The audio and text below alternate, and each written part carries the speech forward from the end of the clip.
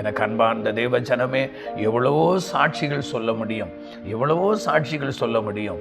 இயேசு எப்படிப்பட்ட இருளை இருந்த ஜனங்களையும் அவர் விடுதலையாக்க அவர் வல்லமையுள்ளவராய் அன்றைக்கும் இருந்தார், இன்றைக்கும் இருக்கிறார்.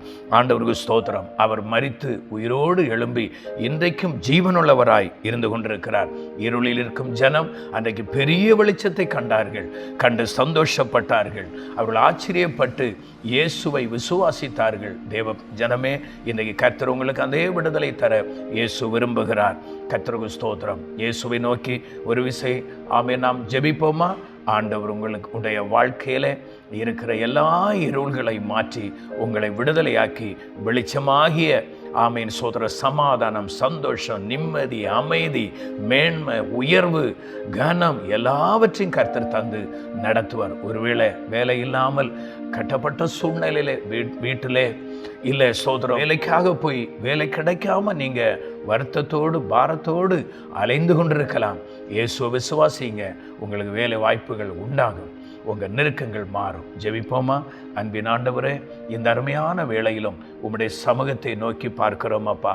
இது ஸ்தோத்திரம். இந்த வேளையில் என்னோடு இணைந்து ஜெபிக்கிற அன்பு இந்த சகோதரனுக்காக, இந்த சகோதரிக்காக, அருமையான இந்த தங்கச்சிக்காக, இந்த தம்பிக்காக, இந்த தாய்க்காக, இந்த தகப்பனாருக்காக ஜெபிக்கிறேன் ஆண்டவரே.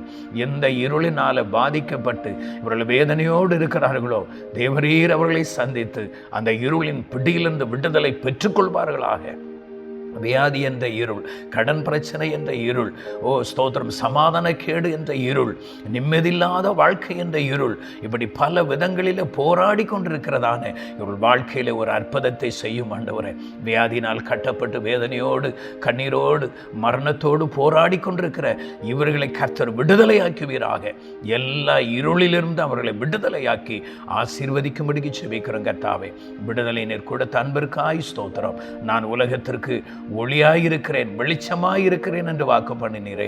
அந்த வெளிச்சம் அவருடைய வாழ்க்கையில பிரவேசித்து அவர்களை ஆசீர்வதிப்பீராக. கர்த்தர் கிரியை செய்கிற அன்பிற்காய் கோடாகோடி ஸ்தோத்திரம். ஜெபத்தை கேட்டு பதில் தந்ததற்காய் நன்றி செலுத்துகிறோம். இயேசு ரட்சகர் மூலம் ஜெபிக்கிறோம் ஜீவனுள்ள நல்ல பிதாவே. ஆமென், ஆமென், ஆமென்.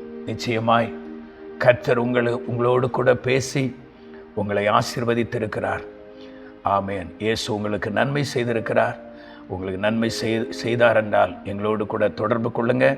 உங்களுக்காக நாங்கள் ஜெபிக்க ஆயத்தமாக இருக்கிறோம், ஆலோசனை கொடுக்க ஆயத்தமாக இருக்கிறோம். கர்த்தர் தாமே ஆசீர்வதிப்பாராக. ஆமென். God bless you.